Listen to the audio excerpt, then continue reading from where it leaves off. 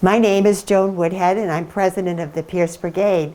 I'd like to welcome you to the Pierce Manse today, and I'm very pleased to be able to give you a tour of some of the things in our house, and we hope that you'll come back again and complete the tour at some time in the future. Let us begin. Okay, I'd like to welcome you to the kitchen of the Pierce Manse. This house originally sat on Montgomery Street down near the State House. Franklin Pierce lived in the house from 1842 to 1848 with his family. It was one of the happiest times in their life because they had two sons, Frankie and Benny. They moved in here with two Irish girls, one to help with the household chores and the other to help take care of the children. The house was going to be torn down in 1966 due to urban renewal, which was sweeping the country at that time. There were just 5 ordinary citizens here in Concord who thought that was a mistake. It was the only house that was owned by Franklin Pierce in this area. So they formed a group called the Pierce Brigade, and they went about trying to convince the city fathers and the state that the house was worth saving. And nobody quite agreed with that, but eventually they convinced them that it was worth saving, but they told them that they would have to move it. So they went about raising money. So in 1971, they had enough money so that they could move the house down North Main Street to this location here in the historic district of Concord.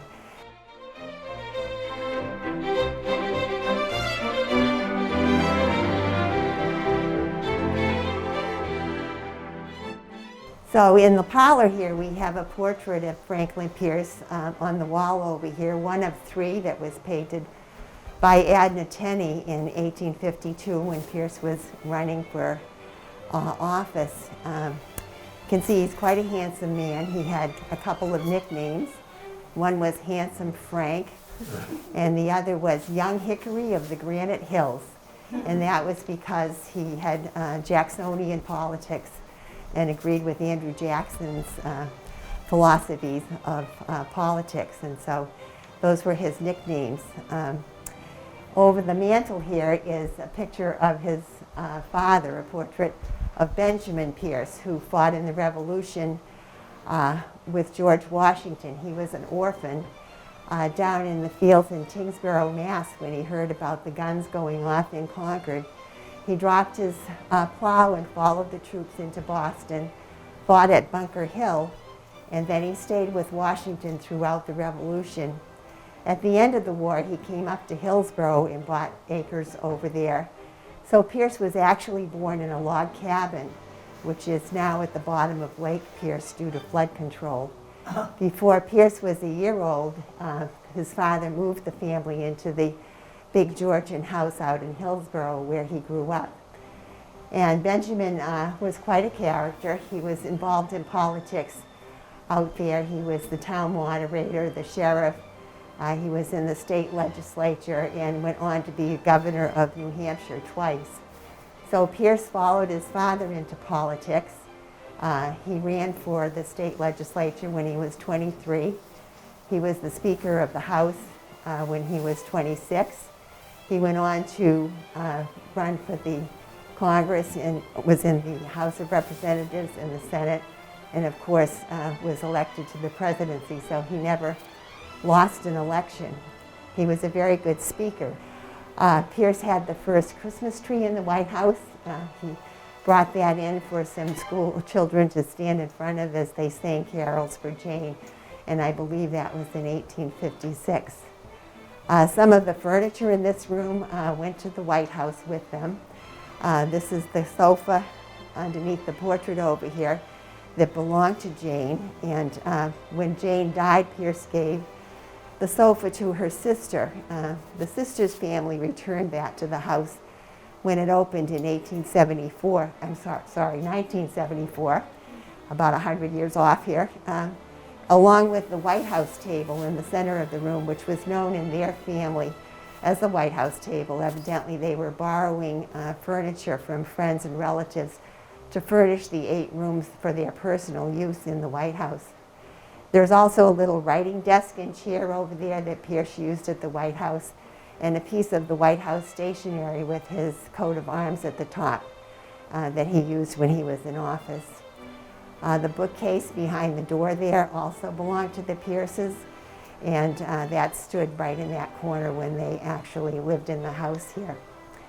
On the wall over here is an Order of Cincinnati certificate, and Pierce is one of 3 presidents that belongs to this veterans organization. This is the first veterans organization in our country, and it was formed by the officers of the line under Washington to try to get benefits for the widows and orphans and veterans that fought in the Revolution. Over the case is a lithograph of George Washington. This was given to Franklin Pierce because he donated $50 towards the building of the Washington Monument. So it says that underneath there, it's written out in hand.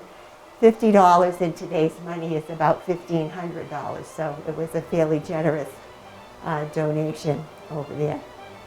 The little secretary in the corner belonged to Pierce, and he used that in his law office.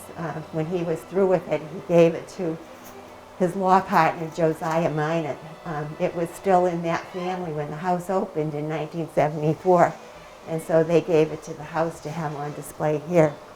The books in the top on the shelves there all belong to either Jane or to Franklin Pierce, and they're autographed or noted on the covers inside there.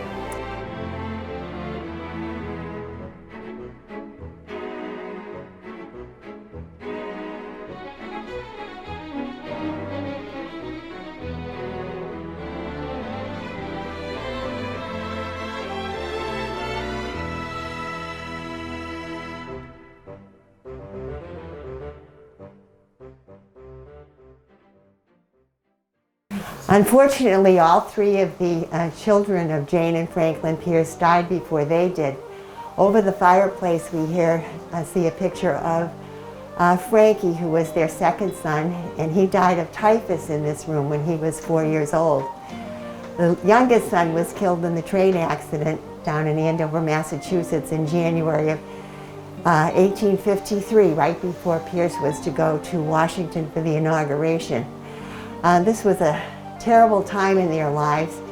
You can imagine what it must have been like for Pierce, having lost the youngest son and last living son, and having to deal with his wife's grief.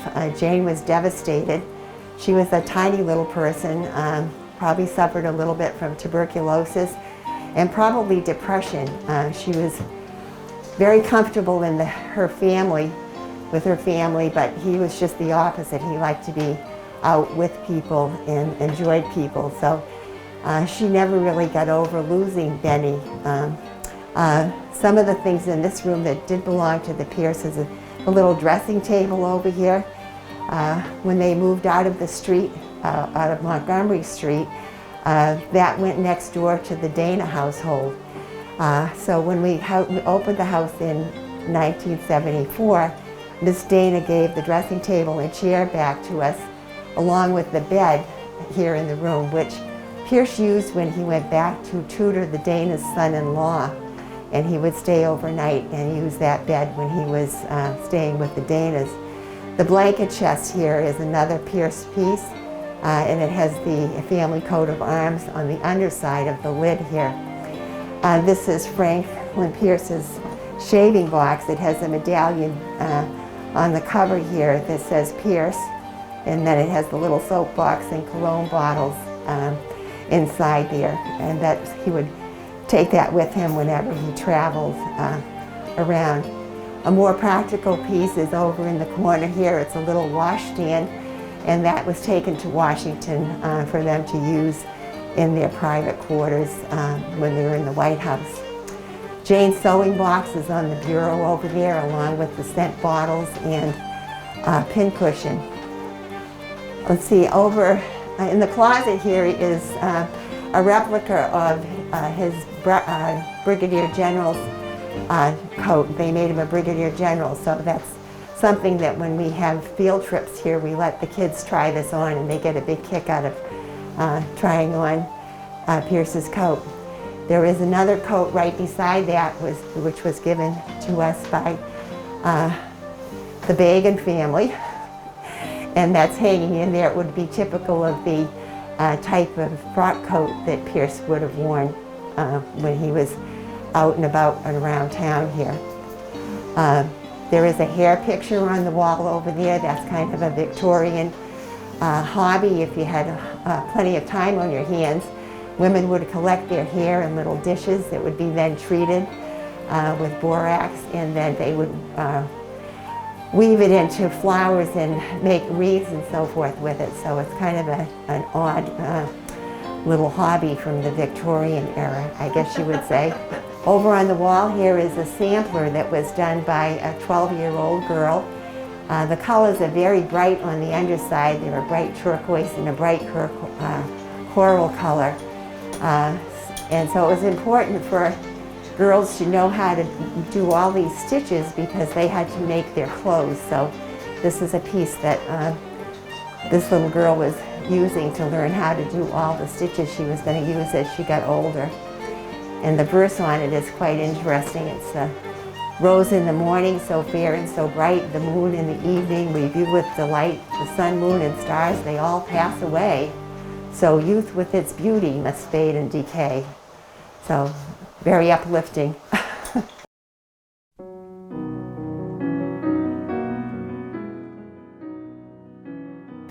Well, I'd like to thank you all for coming to visit us at the Pierce Manse today. It's always a pleasure to take people through Franklin Pierce's home here in Concord. We certainly hope you will come back again and visit us, and be sure to tell your friends to come. We're open by appointment at any time, and so we would welcome your return visit to the Manse.